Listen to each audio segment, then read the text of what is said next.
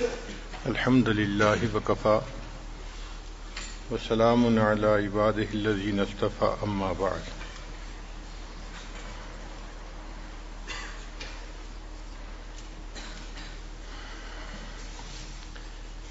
دین اسلام نے نکاح کو عبادت قرار دیا۔ حدیث مبارکہ میں ہے النکاح نصف الایمان، نکاح آدھا ایمان ہے۔ اور بعض احادیث میں ہے کہ ایک کوارا آدمی نماز پڑھتا ہے تو اس کو ایک نماز پڑھنے پر ایک نماز کا ثواب ملتا ہے، لیکن جب شادی شدہ ہو جاتا ہے پھر ایک نماز پڑھتا ہے تو اللہ تعالیٰ اس کو 21 نمازوں کا ثواب عطا فرماتے ہیں۔ اس کی کیا وجہ؟ کہ اب اس کے اوپر حقوق العباد آ گئے۔ حقوق العباد پورے کرتے ہوئے جب یہ حقوق اللہ کو پورا کرتا ہے اللہ اس کا اجر بڑھا دیتے ہیں۔ نبی علیہ السلام نے ارشاد فرمایا چند باتیں سنن المرسلین میں سے ہیں، یعنی سب رسولوں نے اس پر عمل کیا۔ ان میں سے ایک السواک، کہ مسواک کرنا سب رسولوں کی سنت ہے۔ دوسری بات النکاح، نکاح کرنا یہ سب رسولوں کی سنت ہے۔ التعطر، تیسرا خوشبو کا استعمال کرنا یہ بھی سب رسولوں کی سنت ہے۔ کوئی رسول ایسے نہیں گزرے کہ جو صفائی اور پاکیزگی کا خیال نہ رکھتے ہوں، سب عطر استعمال کرتے تھے اور صفائی پاکیزگی کی زندگی گزارتے تھے۔ تو یہ باتیں سنن المرسلین میں سے ہیں۔ حضرت علی رضی اللہ عنہ فرماتے ہیں کہ نبی علیہ الصلوۃ والسلام نے مجھے نصیحت فرمائی کہ علی چند باتوں میں بہت جلدی کرنا۔ کون سی باتیں؟ فرمایا جب نماز ہو جائے تو ادا کرنے میں جلدی کرنا،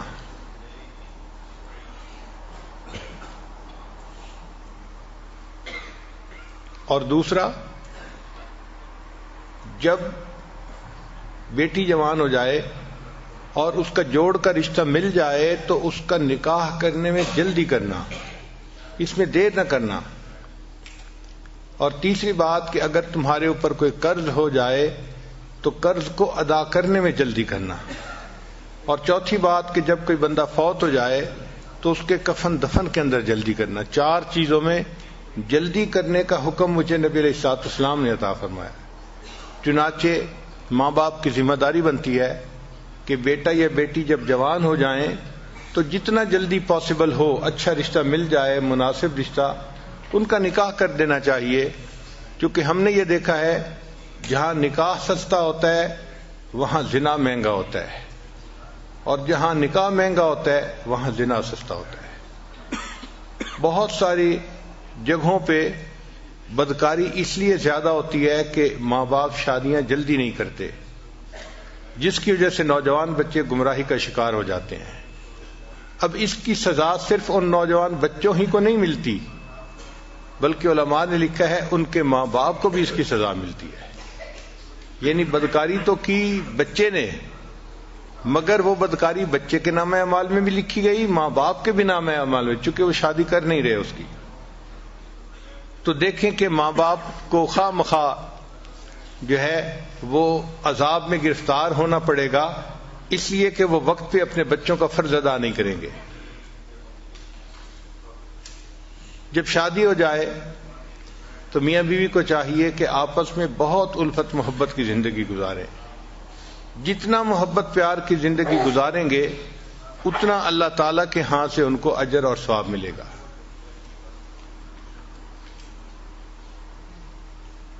انسان ہے جب مل جل کر رہتے ہیں تو آپس میں ایک دوسرے کے ساتھ کھٹ پٹ ضرور ہو جاتی ہے۔ کسی کا موڈ کیا ہے، کسی کا موڈ کچھ اور ہے، اور کئی مرتبہ دوسرے کے انڈرسٹینڈ کرنے میں بھی مشکل ہوتی ہے، غلط فہمی ہو جاتی ہے۔ تو اس وجہ سے آپس میں رنجشیں بھی ہو جاتی ہیں، مگر گھر کے ماحول کو اچھا رکھنا، محبت پیار والا رکھنا، یہ مرد کی ذمہ داری ہوتی ہے۔ مرد کے اندر 4 خوبیاں ہونی چاہیے. سب سے پہلی خوبی کہ وہ رسپانسبل ہو. بعض نوجوان بہت irresponsible ہوتے ہیں، وہ بیوی کی ذمہ داری نہیں لیتے اپنے اوپر. مثلا گھر کے معاملے میں بیوی کو اپنی ماں کے حوالے کر دیں گے اور بیوی کو کہیں گے بس میری امی کو تم نے خوش رکھنا ہے، خود ایک طرف ہو جائیں گے. اب ایک طرف ایک چھوٹی عمر کی ناتجربہ کار سی بچی ہے اور دوسری طرف جو ساس صاحبہ ہوتی ہیں وہ ماشاء اللہ سبحان اللہ، اس کو کہتے ہیں بہو اناڑی اور ساس کھلاڑی. تو کیا ہوتا ہے کہ وہ بہو چند ہی دنوں میں اس بچی کو ناک آؤٹ کر دیتی ہے اور خامد اور اس کے درمیان کی ایکویشن کو بھی خراب کر دیتی ہے. ہمارے بڑوں نے یہ لکھا ہے کہ جب شادی کرنے کا وقت ہو تو جس طرح انسان رشتے کے لیے لڑکے کو دیکھتا ہے، اسی طرح لڑکے کی والدہ کو بھی دیکھنا چاہیے کہ طبیعت کی کیسی ہے. اگر نیک طبیعت کی ہے اور نرم طبیعت کی ہے تو وہ گھر کو آباد کر لے گی اور اپنے بچے کو بھی گھر آباد کروانا سکھائے گی. ہم نے اپنے گھر میں دیکھا ہے ہماری والدہ صاحبہ ماشاءاللہ بہت نیک طبیعت کی تھیں اور نرم طبیعت کی تھیں، تو ساری زندگی ہم نے اپنے بڑے بھائیوں کو ڈانٹ پڑتے دیکھا.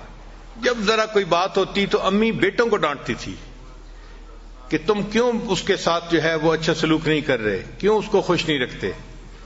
ایک دفعہ میرے ایک بڑے بھائی نے آگے سے لاجک پیش کی، امی آپ دیکھیں اس میں میرا قصور نہیں اس کا قصور ہے.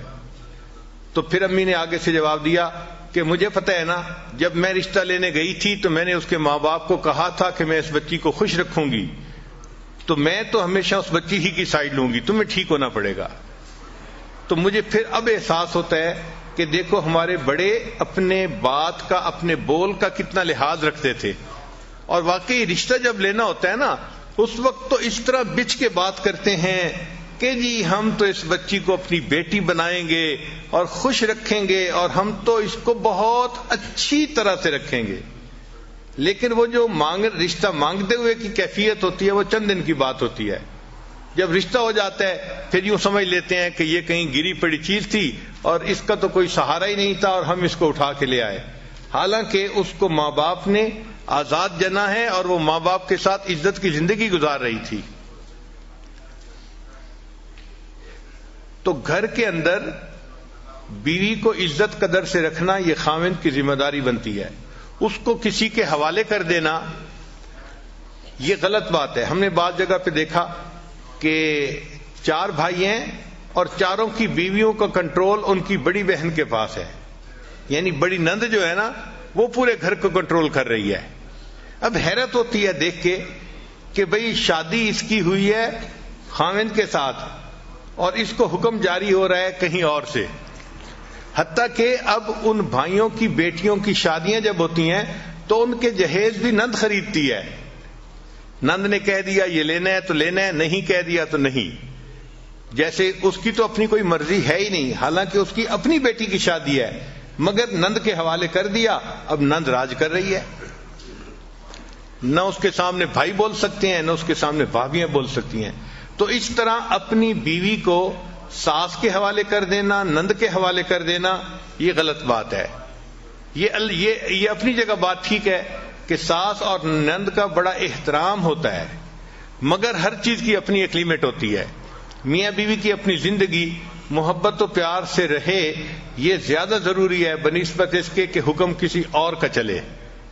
اچھا کئی نوجوان ایسے irresponsible ہوتے ہیں کہ گھر کے کاموں میں دلچسپی نہیں لیتے. مثلا بیوی کب سے کہہ رہی ہے وہ واش روم کا جو شاور ہے نا وہ لیک کر رہی ہے اور پورے واش روم میں ہر وقت پانی رہتا ہے تو پلیز اس کو ٹھیک کروا دیں. ایک دفعہ یاد کروایا، دوسری دفعہ کروایا، تیسری دفعہ کروایا، آہو میں بھول گیا تھا مجھے یاد نہیں رہا تھا. یہ جو آپ کہتے ہیں نا میں بھول گیا تھا مجھے یاد نہیں رہا تھا، یہ چھوٹی سی چیز نہیں ہے. اللہ کے ہاں بہت بڑی کوتاہی لکھی جاتی ہے کہ مرد کو گھر کا کام بتایا جائے اور وہ اس کام کو ذمہ داری سے نہ کروا سکے.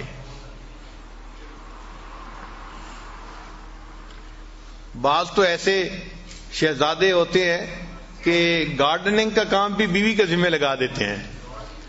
کہ وہ گارڈننگ کا جو کام ہے وہ مالی سے خود ہی کروا لو. بھئی بیوی آپ کی ہے، پردہ نشیں ہے، نیک ہے، اس کے ذمہ یہ کام کیوں لگا رہے ہو؟ یہ کام تو مرد کا ہے، مرد کو کرنا چاہیے. ہاں تم پلمبر کو بلوا کے یہ کام کروا لو نا. یہیں سے پھر آگے شیطان کو راستہ مل جاتا ہے. تو یہ انتہائی بری بات ہے کہ گھر کے کام ہو اور خاوند اپنی بیوی کے ذمہ لگائے، حالانکہ وہ کام باہر کے ہیں، یعنی باہر کے مردوں نے کرنے ہیں. اور کئی تو ایسے ہیں، ہمیں سننے میں آیا کہ گاڑی خراب ہو جائے تو بیوی کو کہتے ہیں تم ٹھیک کروا کے لے آؤ. سبحان اللہ. اس خاوند کے منہ پہ ذرا 2 تھپڑ تو آرام سے لگانے چاہیے نا، پھر سوچنا چاہیے کہ اب تیسرا کیا کریں. تو ارریسپانسبل ہونا یہ بہت بری عادت ہے. اچھے خاوند کی پہلی صفت کہ وہ ایک ریسپانسبل انسان ہو، وہ اپنے گھر کے کام کاج میں بھی دلچسپی لے، اور جہاں بیوی کو ہیلپ کی ضرورت ہے خاوند اس کی ہیلپ کرے. بس بیوی کو ایک ہی دفعہ بتانے کی ضرورت پڑے، بار بار یاد دلانے کی نہ پڑے، اور ایک دفعہ کہنے پہ وہ کام کر دیا جائے. اس سے اللہ تعالیٰ راضی ہو جاتے ہیں. آپ دیکھیں ان کاموں کی اتنی اہمیت ہے کہ حضرت موسیٰ علیہ السلام اپنی اہلیہ کے ساتھ سفر کر رہے ہیں، اور اہلیہ جو تھی وہ ولادت کا وقت ان کا قریب تھا، تو ان کو درد شروع ہو گئی. اب جب دردیں ہوتی ہیں تو سردی اور زیادہ بندے کو تکلیف دیتی ہے. تو حضرت موسیٰ علیہ السلام چاہتے تھے کہ کہیں سے آگ ملے تاکہ ان کو ذرا آگ کی گرمی کی وجہ سے ٹھنڈک کم ہو جائے. تو انہوں نے دیکھا کہ ایک درخت میں سے آگ نکل رہی تھی. تو حضرت موسیٰ علیہ السلام درخت سے آگ لینے کے لیے گئے تھے، اور اللہ نے وہاں ان کو پیغمبری عطا فرما دی تھی. تو بیوی کا کام تھا نا آگ لینے کے لیے جانا. آگ لینے کو جائیں پیغمبری مل جائے. اسی طرح نبی علیہ السلام اپنے گھر کے کاموں میں بہت دلچسپی لیتے تھے. بکری کا دودھ خود دو لیتے تھے، اپنے کپڑوں کو پیوند لگا دیتے تھے، اپنے جوتے کو سی لیتے تھے. گھر کے کاموں میں کئی مرتبہ نبی علیہ السلام نے روٹی پکانے میں مدد فرمائی. ایک مرتبہ فاطمہ الزہرا اللہ نے روٹی بنا رہی تھی، نبی علیہ السلام تشریف لے گئے، اور نبی علیہ السلام نے کہا کہ فاطمہ کچھ روٹیاں میں لگاتا ہوں. تو نبی علیہ السلام نے کچھ روٹیاں تنور کے اندر لگائیں. تو گھر کے کاموں میں دلچسپی لینا یہ مرد کی ذمہ داری بنتی ہے.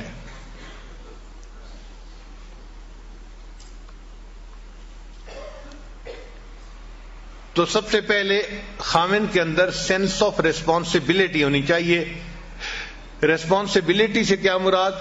کہ گھر کے کام کاج کو بھی وہ اپنی ذمہ داری سمجھے، پھر گھر کے بچوں کی تربیت کو بھی اپنی ذمہ داری سمجھے. بعض جگہوں پہ ہم نے دیکھا کہ اولاد کو بالکل پوچھتا ہی نہیں باپ، بس ماں کے ذمہ لگا دیا، تم ہی ان کو جو ہے نا تربیت دو اور ان کو سکھاؤ. نہیں، مرد کی ذمہ داری ہے. تو سینس آف ریسپانسبلٹی کا ہونا انتہائی ضروری ہے. خاوند کو ارریسپانسبل نہیں ہونا چاہیے. اور دوسری بات کہ خاوند کی طبیعت کے اندر فوربیئرنس ہونی چاہیے. فوربیئرنس کہتے ہیں تحمل مزاجی کو. جلد بازی نہیں ہو. کئی خاوند ایسے ہوتے ہیں ذرا سی چھوٹی چھوٹی باتوں پہ، نکمی باتوں پہ فوراً غصے میں آ جاتے ہیں، اور پھر خود کہتے بھی ہیں حضرت میں باہر دفتر میں ہوتا ہوں بڑا ٹھیک ہوتا ہوں، دوستوں میں ہوتا ہوں بڑا ٹھیک ہوتا ہوں، پتہ نہیں گھر جاتا ہوں میرے دماغ گرم ہو جاتا ہے، پتہ نہیں دماغ کو گرمی چڑھ جاتی ہے. تو میں نے پوچھا کہ گرمی کس سے چڑھتی ہے؟ آگ سے. کہنے لگا ہاں. میں نے کہا آپ کو پتہ ہے آگ سے کون بنا ہے؟ شیطان بنا ہے. تو اصل میں یہ شیطانیت ہے جو تمہارے دماغ میں چڑھ جاتی ہے. شیطان قابو کر لیتا ہے تمہیں اور پھر تمہیں غصے میں رکھتا ہے. تو ہر وقت چھوٹی چھوٹی بات پہ غصے میں آنا یہ بری بات ہے. ایسا نہیں کرنا چاہیے. انسانوں کے ساتھ ہم نے زندگی گزارنی ہے تو ہمیں تحمل مزاجی اختیار کرنی پڑے گی. جو ہمارے مزاج ہے، تو میرا تجربہ تو یہ ہے کہ ہمیں فرشتوں کے ساتھ رہنے کا موقع ملے تو ہمیں تو ان سے بھی گلے شکوے ہونے شروع ہو جائیں کہ یہ بھی اچھے نہیں ہیں. ہم اتنے جو ہیں وہ نازک مزاج لوگ ہیں. چھوٹی چھوٹی نکمی باتوں پہ شکوہ کرنا یہ بری بات ہوتی ہے. نبی علیہ السلام کی مبارک زندگی کو دیکھیں. آپ اپنے گھر کے اندر عورتوں کے ساتھ